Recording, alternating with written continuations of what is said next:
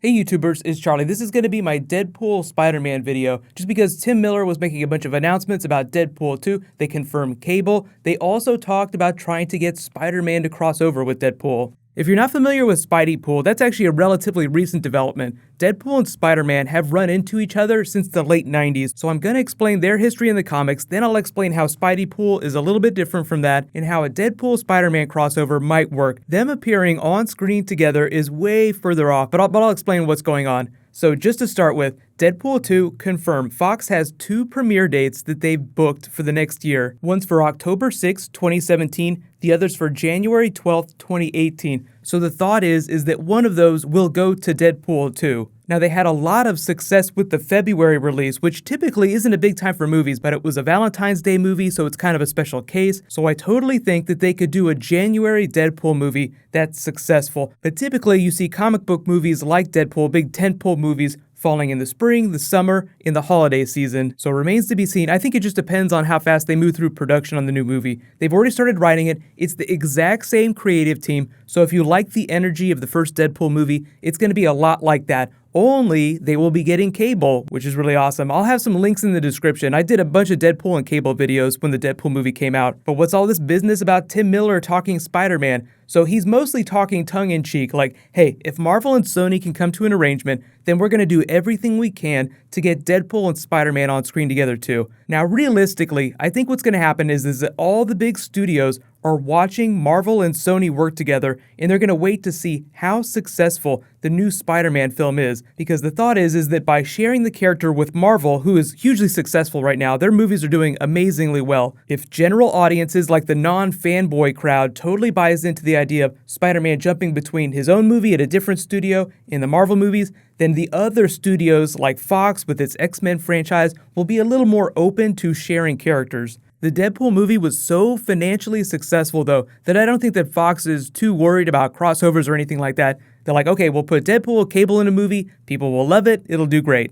So there's just a lot of financial and political things that go into sharing characters between studios, but that doesn't mean that it won't happen. I think if everything goes well with the new Sony Spider-Man films, then definitely within the next 10 years, you will see more sharing of characters between studios. But history of Spideypool. So Deadpool and Spider-Man have crossed over many times in the comics. The term Spideypool is a relatively recent thing though. Their first technical crossover came in 1997, so it was a long time ago, but it's kind of timey-wimey, so listen to this. Deadpool and Blind Al get sent back in time to Amazing Spider-Man number 47, which is from the 1960s. So already you're a little confused. It's Deadpool from modern day getting sent back in time to a Spider-Man comic that was made in the 1960s, so even though the issue was released in 1997, they drew it page for page like it looked back in the 1960s. And the actual story was Amazing Spider-Man number 47. Spider-Man fought a couple of his notable villains like Kraven, Norman Osborn. What Deadpool does is that because he gets sent back in time, he uses this image inducer so that he looks like Peter Parker and he fights Norman Osborn and Kraven. Very minimal interaction between Deadpool and Spider-Man himself. So yes, it's a crossover, but it's a really meta crossover, and it's not Spideypool yet.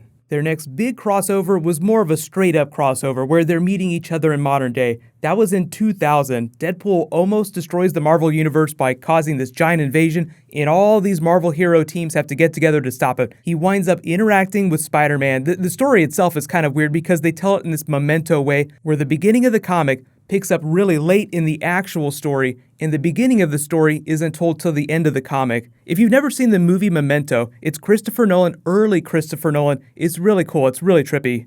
Next big crossover, kind of meta. It happened in the Exiles comic in 2002. So what happens is a bunch of different characters from different realities get thrown together in a team. Deadpool and Spider-Man become teammates, so they're actually working together for one of the first times, even though they're not super best friends or anything like that. But it's not really canon yet because the versions of their characters in this comic are from different realities. Like it's a version of Peter Parker bonded to the Carnage symbiote. Deadpool is a little bit different too, so it's pretty weird. You can kind of see a theme developing with them throwing these two characters in comics together, but making it really weird and meta. So the next big time they met up was in Cable and Deadpool number 15, also very weird. Cable goes missing from the main reality, so Deadpool tries to track him down by hopping through the multiverse. So he's traveling through different versions of Earth. On one of them, he runs into Apocalypse's 4 horsemen. He finds Cable, but Cable is now the horseman of war, and Spider-Man ends up being Pestilence. It's actually, it's a really fun idea, but we still haven't got to the point where they're super best friends in the main 616 universe. And in case you don't know, the 616 universe is like the main universe. So anytime you read a character that's not from the 616 universe, it's not canon to the main comics. The first real Spider-Man Deadpool crossover wasn't until Cable and Deadpool number 24, where in the main universe, in present day,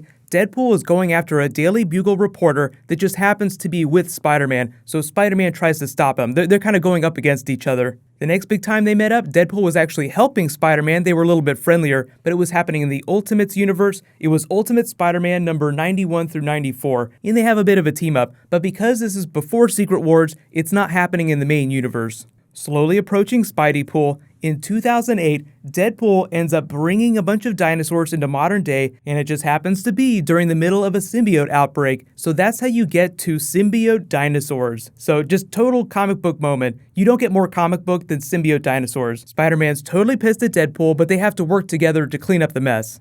Deadpool Suicide Kings was a great team-up where Deadpool gets framed for a crime, a bunch of heroes come after him, but eventually he's able to convince Spider-Man that he didn't do it, so they have to work together to take the real villains down. Here's a really funny meta crossover. Avenging Spider-Man number 12 and 13. Deadpool enters Spider-Man's mind, Inception style, and has this grand Inception-like adventure. As you can tell, it was a big riff on the movie Inception. It was written after Inception came out. Like inside Spider-Man's mind, Deadpool goes back to his days at Midtown High School and kills a bunch of bullies that are bullying Spider-Man. Then we finally get to the birth of Spideypool, Deadpool Annual number 2. This was in 2014, so relatively recent. Deadpool has to take down Chameleon, and in order to fool him, he borrows the costume of a knocked out Spider-Man. So thus we witness the birth of Spideypool. So if you're confused about what Spideypool is, it's Deadpool as Spider-Man. It's a team-up comic, but it's really where Deadpool starts to become Spider-Man, because the really meta Easter egg is that when Rob Liefeld was pitching the Deadpool character originally to Marvel editors, he'll be like, Spider-Man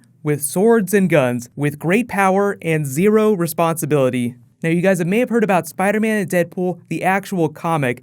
That wasn't released till January of this year. Literally at the beginning of the year, Spider-Man and Deadpool got their own title together. I've read the first couple of issues, it's pretty good. It's a lot better than Gwenpool, way better than Gwenpool. So if you're a big fan of Deadpool and Spider-Man together, you can totally check it out.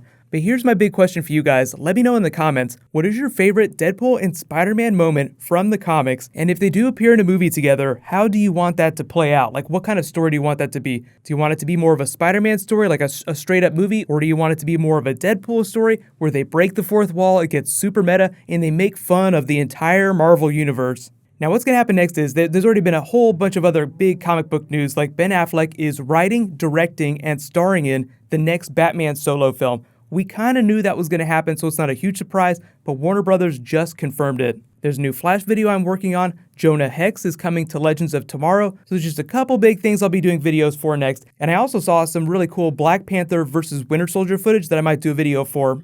While you guys wait for that next video to post, you can click here to learn all about the Spider-Man movie, Homecoming. I'm starting to think the villain's going to be Ezekiel, but I'll talk about that in my next Spider-Man video. And you can click here to watch the Doctor Strange teaser again. Thank you so much for watching, everybody. Let's high five. I'll see you guys tonight.